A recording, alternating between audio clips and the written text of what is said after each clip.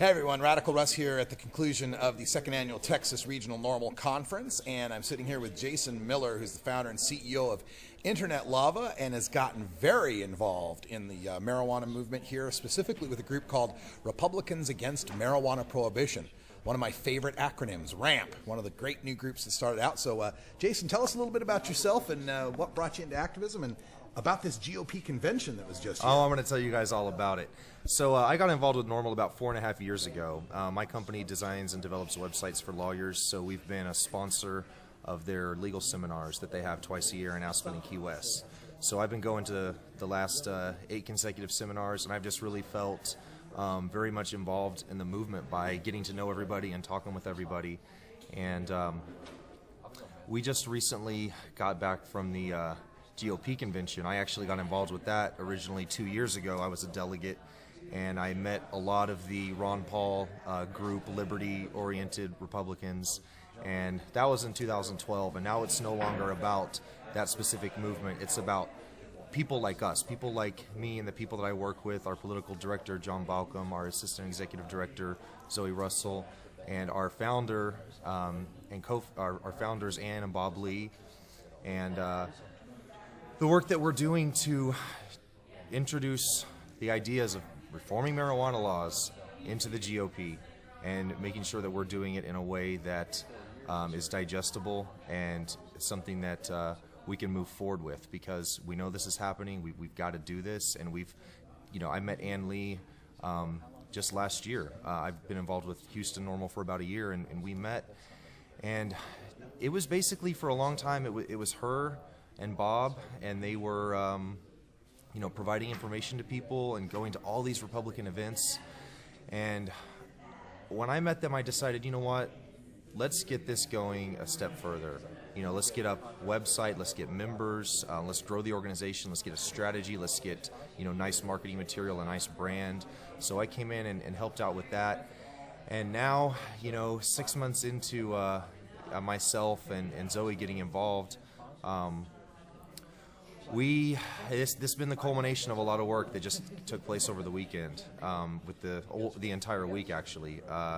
Zoe's been up here since Monday in the committee meetings, the platform committee meetings, and John Balcom and myself have come up part of the conference as delegates, and RAMP kind of formed an alliance with other medical marijuana advocates that were already doing this as well, and a lot of them didn't even know RAMP existed until the GOP convention, and we aligned with them and some other liberty-oriented Republicans, and we put through some serious measures into place. In the first temporary platform committee, there was a resolution to add language into the platform for Texans to have safe and legal access to medical cannabis prescribed by a doctor. And that was a compromise between RAMP, the medical marijuana people, and our opponents actually compromised with us and changed the language a little bit to something they would accept, and it narrowly passed. It was actually a tie, 14-14, and then the chairman broke the tie and voted in favor of the medical marijuana. And that made it through the temporary platform committee. And that is the first time anything like that has ever happened. And it was because of a lot of very emotional testimony from patients, people that have children that are suffering, family members that are suffering, and it was very heated debate that took place. So then this is before the convention starts. So the convention starts on that's Thursday, Friday, Saturday. So this is actually going on Monday, Tuesday, Wednesday. So more delegates start arriving every day. And it seems like the more and more delegates that arrive and the more of the party body that's there as far as the number of people, the harder and harder it is. So the following day, because our people always show up early, we get in there, we show up early, and we get things done. So the following day was the permanent platform committee. So they meet and they vote on it again. But what happens in between that time is you have to go into your Senate district, and each Senate district elects one platform committee representative. And what happens is we look at who voted for it, who voted against it, and the ones who voted against it, what our goal was to push some of them off the committee and push some of our people on, and the ones that voted for it, we were trying to keep them on. Well, what happened was, ended up a lot of them that voted for it switched their vote in the permanent committee, probably because they were being threatened, probably because they were afraid of losing the position. So they ended up, you know, a lot of people went around and just started whipping the votes, and they whipped them against us the other way. Another thing that, what my job actually was that particular day, and this is what I did all day long, was to go into my Senate district and find the best possible candidate that can align with, you know, the biggest group of people that are with us, and run him against the person that voted against, because in my district, he was one of the people that voted against it. So I found that, you know, the best candidate I could find, he was a U.S. Navy veteran, he was also an author and a lecturer, and he was just a very friendly, nice guy, you know, very likable. And I actually had to run over to the Omni Hotel across the street. I printed out flyers, you know, came back in, put them on all the chairs. We nominated him from the floor. We ran him against, there was actually 3 people running in the race. So the person that was on the committee, he actually ended up getting pushed off, and somebody else came on. It wasn't our guy, but our guy definitely took some of the votes away and influenced that happening. So, you know, we had an impact in a lot of different Senate districts as far as the platform committee, the permanent committee, it's seeing how it shaped up. So we had an impact in that, and we formed alliances with different groups that were looking to do different things. And it's a lot of kind of, you know, people go around and kind of do some sneaky things and form these alliances. There's a lot of whispering in the hallways, and it's very fun. It's a sick game of Survivor. Right, right. Yeah, it really is. So anyway, the Permanent Platform Committee got together, and we voted on the language that was already a part of the Temporary Platform Committee's report. Medical marijuana was a part of the Texas State GOP's platform. So that's the report. That's not the adopted platform. That happened on Saturday. I'll get to that. But the permanent committee, they get together. And now the people who are part of the permanent committee, that voting was done. That all shapes up. And this just happens in a matter of a few hours. Sure. So permanent platform committee gets together. They strike the medical marijuana language from the platform. You know, they vote on it again, and it's out of there. And then what happened was there was actually a bit of a compromise. We were able to negotiate and get a support for the medical community being able to do research into the medical effectiveness of cannabis. So it was kind of a research thing. We'll say, hey, well, you're not going to let us have, you know, support access to medical marijuana or medical cannabis. Let's have something about some research. So that passed through, and that was part of the platform. Wow. And let me go back just a little bit, because in the Temporary Platform Committee, industrial hemp cultivation did make it in, and it was a unanimous vote. Yeah. Nobody opposed it. Permanent committee comes up, never even came up. It went right on through. So into the Permanent Platform Committee's report, they put together a report, and that goes out to all the delegates, and then they have the general session where they adopt the platform.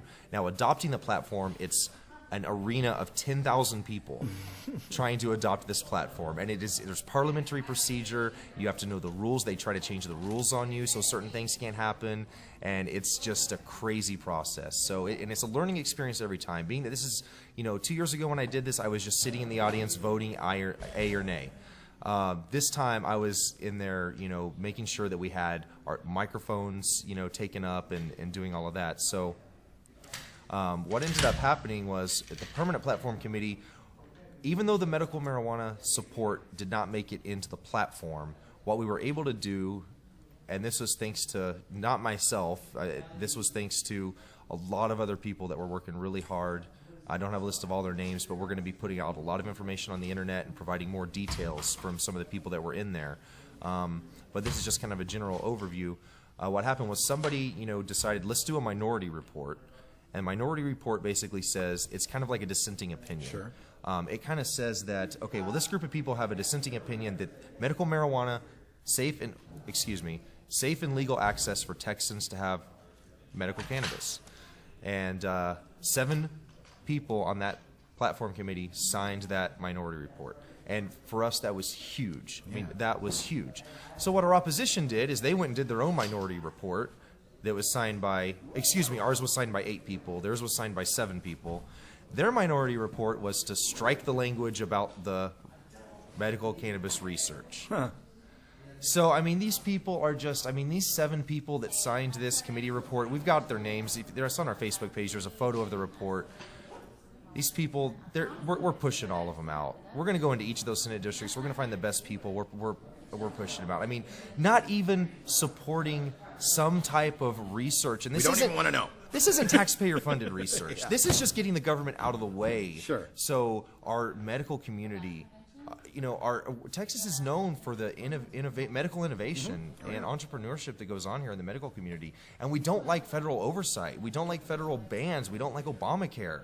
It inhibits all of that innovation. And here we are, coming out and saying that we can't even allow for the federal government to get out of the way and let something happen with some medical research. Texas needs to step up a little bit and, say that, look, we don't care what the federal government says. We're going to do this. Texas is a big state. We could do some major research here. I mean, really the pioneer of the medical marijuana research is happening in Israel. Yeah. And what's going on there is just amazing. And there's no reason why we can't do that here. There's no reason why we can't do that in Houston. Right. I mean, there's no reason not to. So this was just, it was disgusting. It was just terrible that this happened. So they put in their little minority report of removing our language that we did get into the platform. So anyway, the next day we go in at 6 in the morning and we get on the microphones and we make sure that they don't have any spots on the microphones and all of that. And we spoke. The very first thing that came, they did it at the very, very, very beginning. The very first thing that came up was the medical marijuana. And we had very intense testimony, 2 speaking for it. There was 1 person that spoke against it, and it was emotional. I mean, we were getting cheers, we were getting applause. There were some sound bites that people really liked, but overall, they didn't like. Of course, they didn't like the idea of medical cannabis, not accepting of that. And we expected that to happen. We knew that was going to happen. We knew it was going to we were going to try to put it back in, and they wouldn't allow us to put it back in. So we didn't expect to win. But for us, it was a victory because the debate happened on the floor in front of the entire delegation. And, there was people that we were talking to, just your everyday, regular, baby boomer Republican couple, sitting in my Senate district. And, they were telling my sister, they were telling her, like, we have a family member that is a U.S. Marine and suffers from PTSD. And they were voting against medical marijuana. They didn't know anything about that aspect of it. But in that debate, when we were talking and they heard the words PTSD come up in that debate, they immediately switched. So it's something as simple as that can win these people over is just education. And just having the discussion and education. And it only had a couple, like I said, 2 spoke in favor, 1 spoke against, and they motioned to stop the debate. That's all they can do to us, is motion to cut off the debate, and the debate stops. Because anything that moves the process along quicker, people are typically going to vote in favor of it. So if I motion to end debate and have a vote right now, that's typically people are going to support that. They're going to, okay, let's go and do it and just move forward. Because, I mean, people, we're sitting in there for 8 hours, getting this done. So they cut the debate, and they don't want to hear our message. They don't want us up there educating the delegates about, medical marijuana research, the benefits of cannabis. They don't want them to hear our message. Yeah. So anyway, what happened was, talking about the research, Zoe Russell, our assistant executive director, she gave great testimony about, let's just have some research. We don't like the federal government getting in our way in our medical community. We're known for our medical community here. And that was met with roaring applause. And we had a vote on it, and the vote was so close as far as the research. The vote was so close that they couldn't even tell. In a voice vote, we stood up, everybody stood up. Okay, some people are sitting down, some people are standing up. Nobody could tell, what the result was. So then we do a motion to, I think that something came up about, okay, well, let's do a roll call. And then voting on whether or not we do a roll call, they didn't want a roll call, of course, and that the roll call didn't work. So then, there was a little bit more discussion, not debate, on the issues, which there should have been, but there was a lot of time wasting and discussion of, how are we voting for this? People weren't sure what they're voting for. They were voting for the minority report that says, let's strike this out of the platform. but the language was up on the screen, and some people may have thought, oh, we're adding it into the platform, like they weren't really sure. And it was clarified they made sure that people knew very clearly that, you know, you're voting to take this out of the platform. And they had another vote, and we just yelled as loud as we could. It was still super close, but, you know, our research got stripped out. And that's not the worst story of the day. I mean, there's some bad things in that platform. You know, the YR group, the Young Republicans, have publicly came out immediately and denounced that, you know, the platform that was adopted. I mean, some parts of it are worse than 2 years ago. Yeah. Really, you know, from my perspective, I don't care all that much about the platform stuff myself. I mean, you know, the platform doesn't really matter. You know, the candidates don't follow it all that closely anyway. It's just pretty much a meaningless document. You know, it's just way too long, and there's just too much weird stuff in there. So anyway, you know, for us, it was more about networking. It was more about reaching out to the base, the Republican Party in Texas, and talking to people, and, you know, talking to doctors, talking to pastors, talking to veterans, and just educating them and telling them about medical marijuana. And we, you know, brought in a lot of, you know, literature. We handed out, you know, maybe 2,000 4-page newsletters. We had stickers. We came in at 6 in the morning, put them on all the chairs. People were sitting there reading them, not only reading them, but putting them in their backpacks and taking them home. And, you know, this is what's winning people over. And, you know, we were working very closely with a group called MAMA, which is Mothers Advocating Medical Marijuana for Autism. And they were telling their stories. And these women are just amazing. Talia Michelle and Amy Lou Falwell, they were just getting their hands, they were talking to any legislator they could get their hands on. Yeah. I mean, any of them. They were just going just right in there, just talking to them and introducing us to them, and we're introducing them to people. And it was just a lot of socializing, a lot of networking, a lot of events, a lot of parties, and a lot of winning people over. And that's what we're doing. We're coming in, and now the Texas GOP, they know that RAMP is a force to be reckoned with. They know that groups supporting medical marijuana, marijuana law reform, they know there's a lot of groups supporting that, and that these groups are going to be more engaged politically. We absolutely, all of these groups, NORML, you know, everybody, as far as from the grassroots members actually going into whether it's the Democratic Party, the Republican Party. You know, a lot of people are involved with the Libertarian Party, and that's good. You know, but we really need people to step up on the going into the Democratic Party and the Republican Party, becoming delegates and going to the conventions, and not just being delegates and going to the conventions, but actually participating in the platform debates and trying to get people on certain committees, the rules committees, the platform committees, nominations committees, and participating in that process, because it's so important. It's so important because, you know, we have basically a two-party system in this country. And we have to get involved in both of these parties, and we have to go in and we have to be part of the delegation. That's what we have to do to talk about these issues and to bring up these discussions and to educate people. And we're going to keep doing it. We're going to keep talking to our legislators, and we're just going to keep moving forward. So Excellent. Great work. Yeah.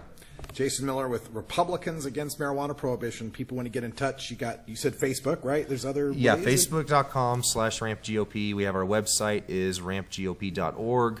We're also on Twitter, twitter.com/RampGOP.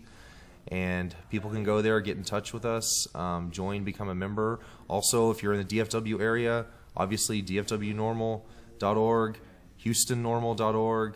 I mean, there's chapters, El Paso, Waco, everywhere. We need to get everybody organized. The Marijuana Policy Project is doing great things, you know, reaching out to patients.